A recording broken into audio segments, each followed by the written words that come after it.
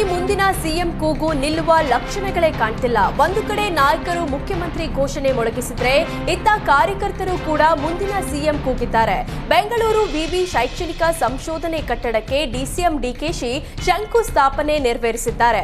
ವಿವಿ ಸ್ನಾತಕೋತ್ತರ ವಿದ್ಯಾರ್ಥಿಗಳು ಡಿಸಿಎಂ ಡಿಕೆಶಿಗೆ ಸನ್ಮಾನ ಮಾಡಿದ್ರು.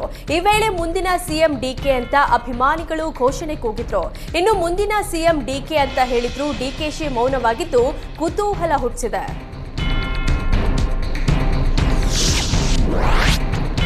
ಕಾಂಗ್ರೆಸ್ನಲ್ಲಿ ಮುಂದಿನ ಸಿಎಂ ಕೂಗು ಭಾರೀ ಸದ್ದು ಮಾಡ್ತಿದೆ. ಒಬ್ಬೊಬ್ಬ ನಾಯಕರು ಒಂದೊಂದು ಹೇಳಿಕೆ ನೀಡುತ್ತಿದ್ದು ಕ್ಷಣಕ್ಕೊಂದು ಬೆಳವಣಿಗೆ ಶುರುವಾಗಿದೆ. ಇದರ ಮಧ್ಯೆಯೇ ಬೆಂಗಳೂರಿನಲ್ಲಿ ಖರ್ಗೆ ಭೇಟಿಯಾಗಿ ಡಿಕೆಶಿ 20 ನಿಮಿಷ ಮಾತುಕತೆ ಮಾಡಿದ್ದಾರೆ.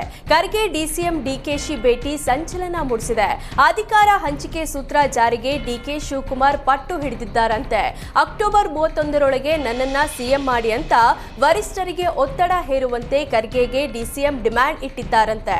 ನನ್ನ ಮುಖ್ಯಮಂತ್ರಿ ಮಾಡದಿದ್ರೆ ನೀವೇ ಸಿಎಂ ಆಗಿ ಅಂತ ಹೇಳಿದ್ದಾರಂತೆ. ಇನ್ನು ಡಿಕೆಶಿ ಸಿಎಂ ಮಾಡಲು ಮಲ್ಲಿಕಾರ್ಜುನ ಖರ್ಗೆ ಸಹ ಒಲವು ವ್ಯಕ್ತಪಡಿಸಿದ್ದಾರೆ ಎನ್ನಲಾಗ್ತಿದೆ. ಡಿಕೆಶಿ ಸಿಎಂ ಆಗಲಿ ಅಂತ ಹೇಳಿದ್ದ Veerappa Moily sudden U turn ಹೊಡೆದಿದ್ದಾರೆ. ಸಿದ್ದರಾಮಯ್ಯ ಬದಲಿಸಿ ಡಿಕೆಶಿ ಸಿಎಂ ಆಗಲಿ ಅಂತ ನಾನು ಹೇಳಿಲ್ಲ, ಮುಖ್ಯಮಂತ್ರಿ ಯಾರೆಂದು ಹೈಕಮಾಂಡ್ ನಿರ್ಧರಿಸಲಿದೆ ಅಂತ ಮೊಯ್ಲಿ ಹೇಳಿದ್ರು. ಒಂದಲ್ಲ ಒಂದು ದಿನ ಸಿಎಂ ಆಗ್ತೀರಿ ಅಂತ ಹೇಳ್ದೆ. ಸಿಎಂ ಯಾರಾಗಬೇಕೆಂಬ ಚರ್ಚೆ ಬೇಡ ಎಂಬ ಕಾರಣಕ್ಕೆ ಈ ಮಾತು ಹೇಳಿದ್ದು ಅಂದ್ರು. ಸಿದ್ದರಾಮಯ್ಯ ಸಿಎಂ ಮಾಡುವಾಗ ಗೊಂದಲ ಸೃಷ್ಟಿಯಾಗಿತ್ತು. ಅಧಿಕಾರ ಹಂಚಿಕೆ ಗೊಂದಲದಿಂದಲೇ ಇಷ್ಟೆಲ್ಲ ಬೆಳವಣಿಗೆ ಆಗ್ತಿದೆ.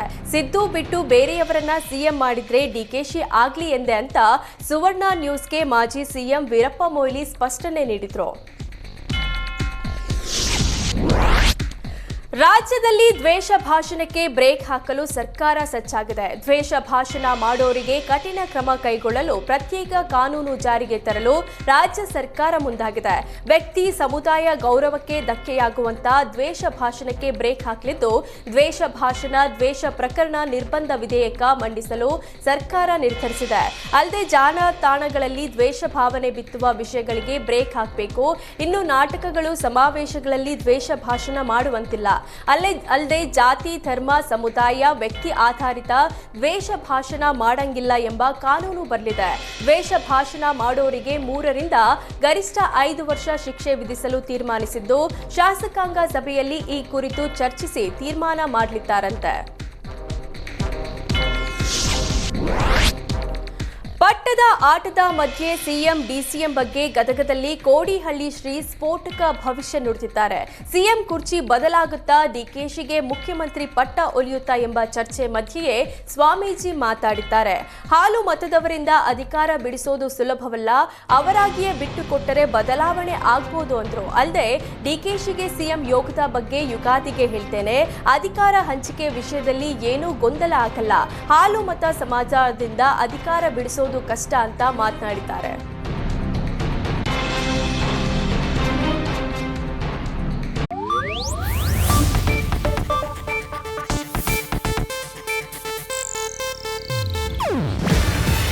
ಇದು ಏಷ್ಯಾನೆಟ್ ನ್ಯೂಸ್ ನೆಟ್ವರ್ಕ್ ಪ್ರಸ್ತುತಿ. ನೀವು ನೋಡ್ತಿದ್ದೀರಾ ಏಷ್ಯಾನೆಟ್ ಸುವರ್ಣ ನ್ಯೂಸ್.